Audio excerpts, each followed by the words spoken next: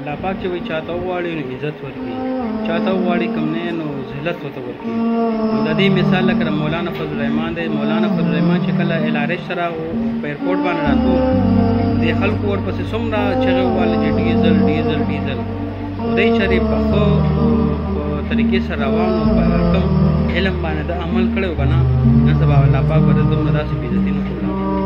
ولې چې د سنت په طریقې سره پټکی دی، کورتۍ یې چولې ده، خو عالم هم دی چې کوم دی د عالمانو ډېر عالمانو وایي چې سربرام دی، خو یې نه باوجود دی چې کوم دی په خپل علم باندې عمل نه کوي.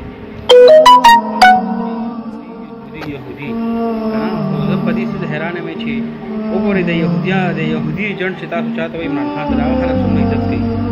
او کوم چې تاسو ځان ته د عالمانو ټیکهدار وایي، د علم ټیکهدار ځان ته وایي که نه، د اسلام ټیکهدار، نو تاسو ته الله پاک څومره مینهوالو. زه به تاسو سره یو ویډیو شیر کوم، یو نه بلکې دوه ویډیوګانې شیر کوم. تاسو وګورئ چې دا خلک د ده کوم طریقې سره بېعزتي کوي. نو زه خپله خفه شوم، ولې چې دینداره انسان دی، خو اوس د چا په صرف په ګیرې باندې مونږ باور نه شو کولی چې دا سړی چې کوم دی یک دینداره دی، بلکې د ده اعمال ته به ګورو، د ده کردار ته به ګورو، د ده رویې ته به ګورو، د ده لین دین ته به ګورو، هله به مونږ فیصله کوو. نو زه هم خفه شوم چې یاره عالم سړی دی او دا خلک یې دومره بېعزتي کوي.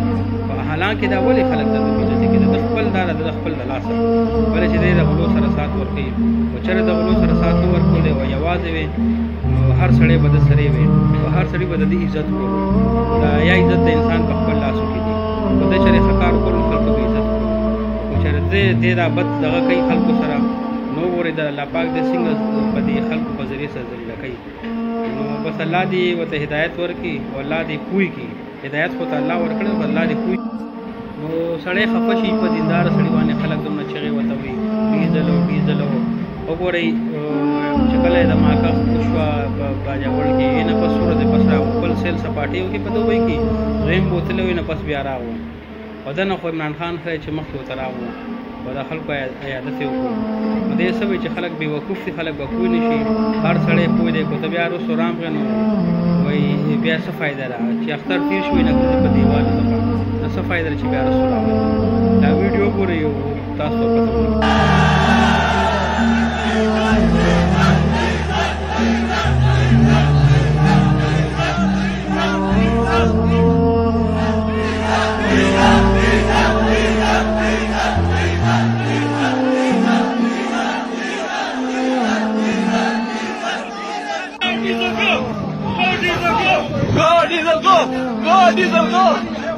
नाम करो, मैं अपना नाम करो, शर्म करो, shame on you, shame on you, shame on you, shame on you, shame on you, shame on you, shame on you,